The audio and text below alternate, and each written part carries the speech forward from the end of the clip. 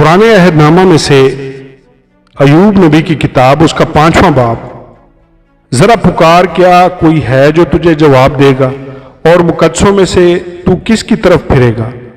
क्योंकि कुड़ना बेवकूफ को मार डालता है और जलन अहमक की जान ले लेती है। मैंने बेवकूफ को जड़ पकड़ते देखा है, पर नागहान उसके मस्कन पर लानत की। उसके बाल बच्चे सलामती से दूर हैं, वो फाटक ही पर कुचले जाते हैं और कोई नहीं जो उन्हें छुड़ाए। भूखा उसकी फसल को खाता है, बल्कि उसे कांटों में से भी निकाल लेता है, और प्यासा उसके माल को निगल जाता है। क्योंकि मुसीबत मिट्टी में से नहीं उगती, ना दुख जमीन में से निकलता है। पर जैसे चिंगारियां ऊपर ही को उड़ती हैं, वैसे ही इंसान दुख के लिए पैदा हुआ है। लेकिन मैं तो खुदा का ही तालब रहूंगा और अपने मुआमला खुदा ही पर छोड़ूंगा, जो ऐसे बड़े बड़े काम जो दरियाफ्त नहीं हो सकते और बेशुमार अजीब काम करता है।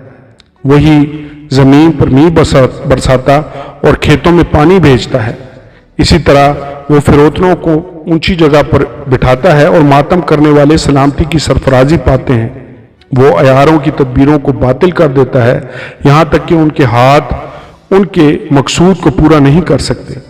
वो होशियारों को उन्हीं की चालाकियों में फंसाता है और टेढ़े लोगों की मशवरत जल्द जाती रहती है। इन्हें दिन दिहाड़े अंधेरे से पाला पड़ता है और वो दोपहर के वक्त अपने ऐसे टटोलते फिरते हैं जैसे रात को। लेकिन मुफलिस को उनके मुंह की तलवार और ज़बरदस्त के हाथ से वो बचा लेता है। सो मस्कीन को उम्मीद रहती है और बदकारी अपना मुंह बंद कर लेती है। देख, वो आदमी जिसे खुदा तंबीह करता खुश किस्मत है।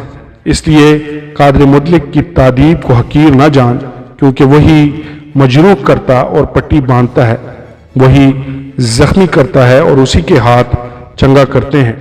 वो तुझे 6 मुसीबतों से छुड़ाएगा, बल्कि 7 में भी कोई आफत तुझे ना छूने पाएगी। काल में वो तुझको मौत से बचाएगा और लड़ाई में तलवार की धार से।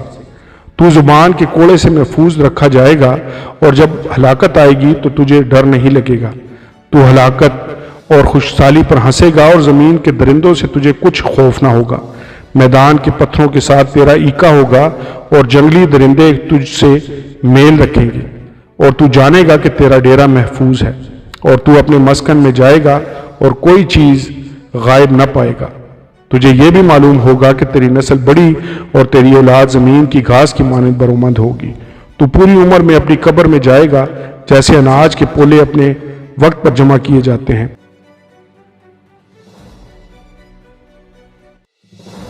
देख, हमने इसकी तहकीक की और ये बात यूं ही है, इसे सुन ले और अपने फायदा के लिए इसे याद रख। आमीन और आमीन।